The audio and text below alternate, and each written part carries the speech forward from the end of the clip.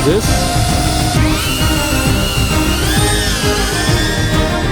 And today I'm going to fly 2 FPV drones.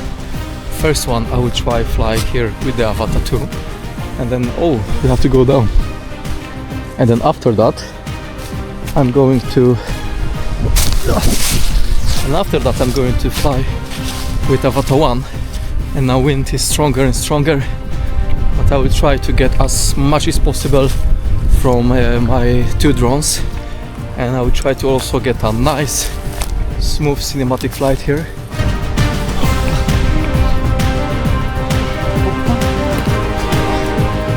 Yeah, we have a lot of rocks in Sweden and so much sea around.